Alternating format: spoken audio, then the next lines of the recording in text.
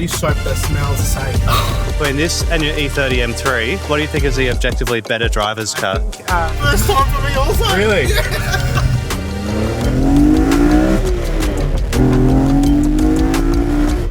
Today's video is about poster cars. For me, the E46 M3 growing up was one of my favorite cars and something that I really wanted to own. This particular car is a super high spec individual Imola red. It's got all the goodies, 6-speed manual, CSL intake. We're going to talk about all of that in today's video, but we're also going to mention why the E46 M3 is so special to me. If you don't know already, my name's Pat. This channel is 2PJZ, where I find the rarest cars in Australia and things that I've always wanted to own to showcase them for you. Let's get cracking.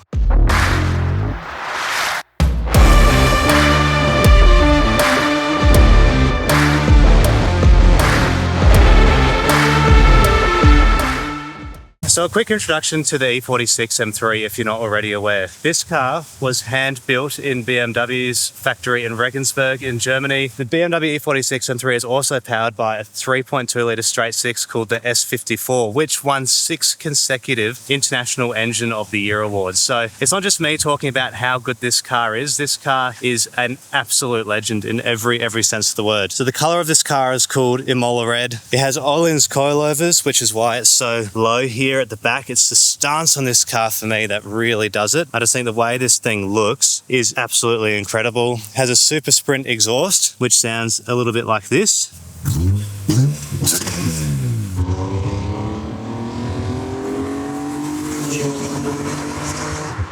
Now, the shape of this car is probably one of the best things about it. It's a timeless looking car. From every angle that you look at it, it is just absolutely stunning. I think one of my favorite things about the E46 is just this front quarter shot. You've got the big power bulge here on the bonnet. Front bumper is just absolutely iconic. I did mention in the intro that the E46 M3 is a very special car to me, and that's because my first ever car was an E46 325 CI in topaz blue. One of the first things I did to that car, I didn't really mod it much, was put a replica E46 M3 bumper on it. Having complete access to a car like this today is a really special thing for me. It's something that I would love to have in my garage as soon as I can afford one, because it is just a car that evokes so much emotion. Even having never driven one, just being able to stand near it and look around the car is very special. But as I said, it's one thing for me to tell you about the car, but we should probably catch up with the owner who knows all the details. This has an options list that is longer than any other options list I think on any BMW I've come across before. So let's launch into that, and then we'll go for a little bit of a drive and see what this car's like. So let me introduce you to the owner of the E46 M3. This is Burak. Thank you very much for coming out today. Thank you for having us. I'm Burak, the owner of this lovely car. It's basically an 06 M3 individual, originally a UK import. Individual roof lining in Alcantara, has no sunroof that we're used to on most E46s, so it's a slick top, a lower center of gravity, and has a couple of nice features like has the OEM CSL airbox, mated to a CSL rack as well, a steering rack, has CSL headers, has AP racing brakes, which is an upgrade. Öhlins suspension, also has a 4.1 differential, which is a little shorter. Very cool. But it allows you to connect to the car a bit quicker through the gear, so there is more shifting involved, but also makes it more fun. And awesome. It has a super sprint exhaust system as well. Brings it all together for a nice, enjoyable experience. Great. And if you're not aware, if you don't follow me over on my Instagram, we've featured Burak's cars before. He actually owns a red E30 M3 as well. And you were telling me off camera that this car is a very close comparison to your E30, yes, which is something that I have heard people say, but I've never actually known it to be true. But you've got both. Yeah, so I'm very grateful that I've been able to own both those cars. E30 M3 is a very much a halo car. It's a phenomenal experience behind the wheel. Basically, it doesn't have a lot of power. It's only 200 horsepower, but it is very lightweight. Only weighs around 1,200 kilos. Basically, your bum and the steering wheel in your hands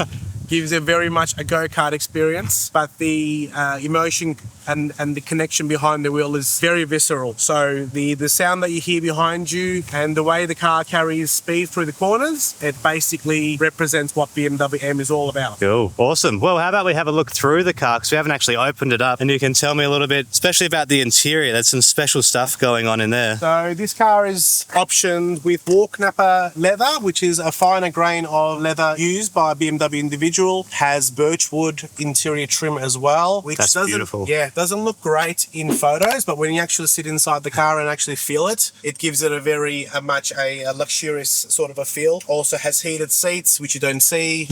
Has a lumbar support on the seats that you also don't see in Australian delivered cars. Yep. And with just clocking over 62,000 on the clock, it's pretty much feels and drives like a new car. And yeah, it's nice to not have a sunroof inside, which is normally E46 you'd prefer it with a sunroof, but not having a sunroof means lower center of gravity. You'd feel way more connected to the car compared to a car that would have a sunroof, because you got more distractions. And most people who take these on track would prefer a slick top anyway, because you get more room for a helmet as well. So back in the early 2000s when this car was released, a lot of owners opted into having a sunroof, but now it's become a very popular selective choice to have a non-sunroof car when you're actually choosing a collector example if you are wanting to buy one and collect in the future. For people who have never driven an E46 M3 like myself, how would you describe the S54? S54, when you first turn it on, it's got a very nice rasp to it. Even if it's idling, you know that you're in a very special place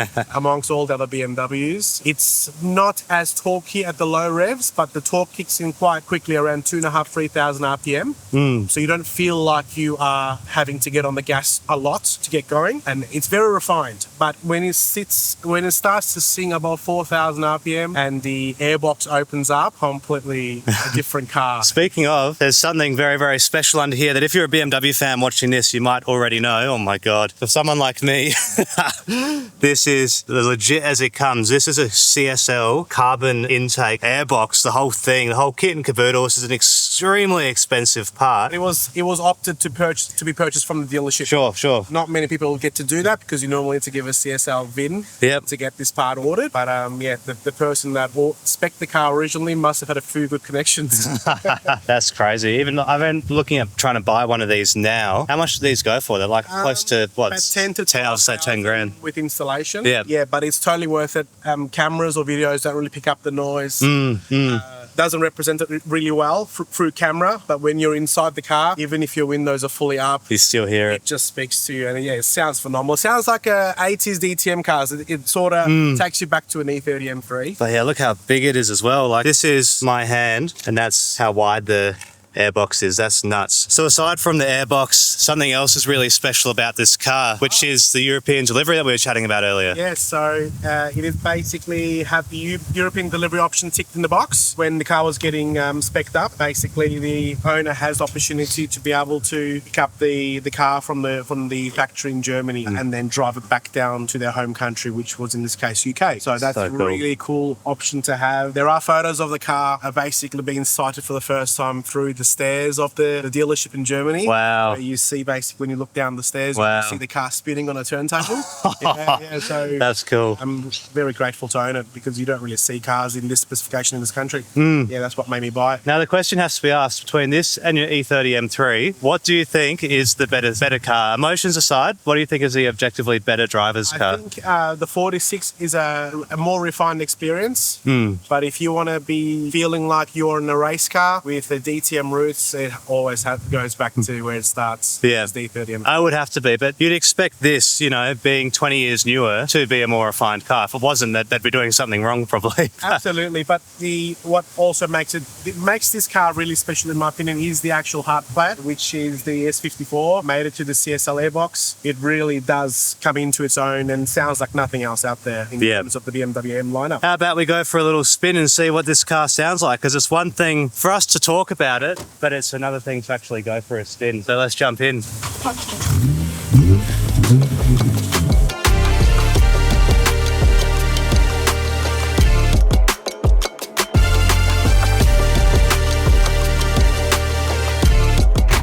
This feels like a nice place to be. Oh yeah, this is so good. You will feel a bit jerkier.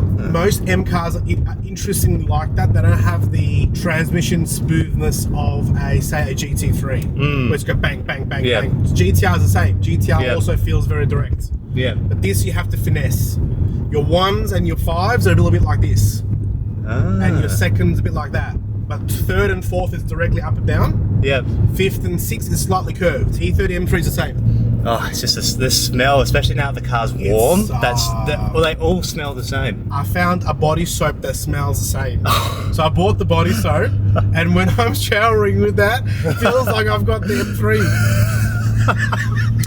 It's so funny. That's gold. The brakes are phenomenal. Oh, this thing would be a monster on the track. Can you hear it? Yeah, let's hear it.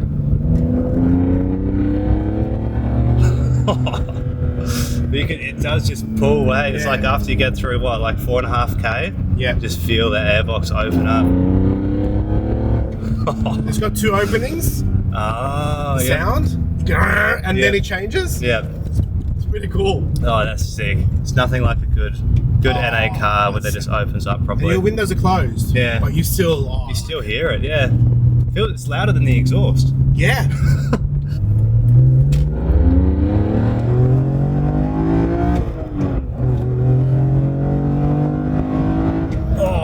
How good is Fucking, that? that is quick.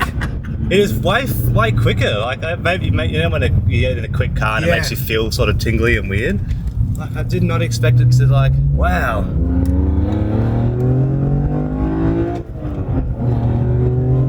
Oh, that sounds great. That sounds so good. How good is that? First time for me also. Really? Yeah. You've never ripped it out that much before? Nah. Wow. Oh, it's so good. Normal, like it's like your heart. It's like saying, "Wow, how can a car do that to you?" Yeah, I know. That's where the obsession. That's where it comes from.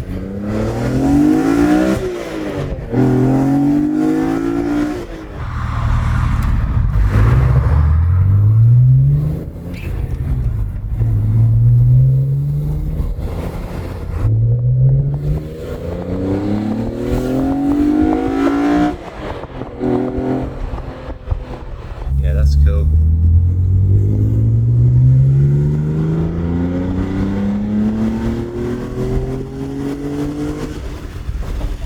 That's only 6,000 revs to 8. And at the time, like you would have just been able to see why this car was just why it won so many awards, so applauded everywhere.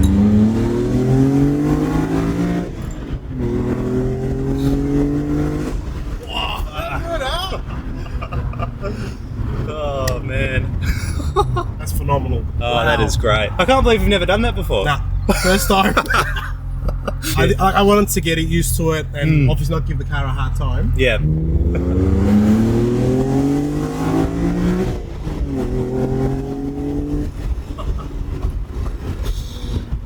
Awesome. Oh yeah, I reckon everyone around here probably heard that. How good is the sound? Oh, wow. That's what a CSL sounds like. Man. I can't believe it. So we've got Erin here as well. Hello. And Erin's heard me talk a lot about the E46 M3, and you guys absolutely love it when Erin jumps on the channel and gives her hot takes on cars. So now that you've actually seen one for the first time after I've just like yapped about them for so long, what do you think of it in person? Well, I think it's way cooler in person, that's for sure. Like seeing it up close, seeing that it is quite beastie still. But this particular colour, Pat has shown me this car before, and it's such a deep scarlet red. I'm really impressed by that. I love the gills there. What else? I think it's just a cool size as well. And one thing is when they went for a drive, really quiet, and I thought, oh, they're going for a bit. And then I could hear this really loud car, and I thought, who's hooning around this industrial area? And I just saw flashes of red. So I hope that got picked up in the video Pat took, but it sounds incredible. Yeah, lots of power, really nice colour. Great, thanks. What do you think of the inside? I think it smells like all of my favourite cars you've had. Like Which have been all old BMWs. yeah, it's beautiful. Iconic. The leather. I'm like scared to touch it. I haven't detailed it yet still, but it's still held up pretty well. Normally you see cracks, you see colour fade. It's just been looked after really well. Like even the door seal is just very clean. That's so nice down here. And from this angle, it looks like my initials. The EW. Oh, Erin? Soon enough. And they said to me, no, Brock, we can't let you order it. So I found the guy in the US, a mate of mine. I got him to order it for his car in the US, and then it's shipped it to me. Oh my gosh. Oh wow. What So- could it be? You have, this is the carpet you can purchase from the dealership. So normally you see you see this. And then, yeah, I ordered this M3 boot carpet, which it just fits so perfectly. Wow. It's nice. It's got a nice feel to it. That's super cool. How cool is that? So they say that you should never meet your heroes, but today I did, and by God, I am so glad that I had the opportunity. I've never actually been in an E46 M3 before. As I mentioned, my first car was the Topaz Blue E46 M3, and I think you always have a very, very special place in your heart for your first car, and it's always been a big goal of mine to be able to buy one of these cars and have it in the same Topaz Blue colour as my very first car. And after being in this and knowing that with a few mods what this car can actually be capable of just absolutely blew my mind. I have heard from a few people who have been in them that they're just like, oh, they don't really sort of live up to the hype. But trust me, like, I've been in a lot of fast cars, I've been in a lot of really nice sounding cars, but this thing, and I hope you could get that impression from the drive that we were just on, this thing is next level. I hope you enjoyed it. Let me know in the comments below what you loved about this car and what you would like to see on the channel in the future. We can get this car back out again if there is something specific that you would like to see, so just let me know. We are going to also do a video with Burak's E30 M3 when that's back on the road. It's currently getting restored again in more pieces, so once that's back we'll get that out separately, and then we'll also do a video with the E46 and the E30 together. So if you like BMWs, you found the right place. Make sure you hit that subscribe button and follow along. My name's Pat. You've been watching 2PJZ. See you next week, and never forget to stay driven.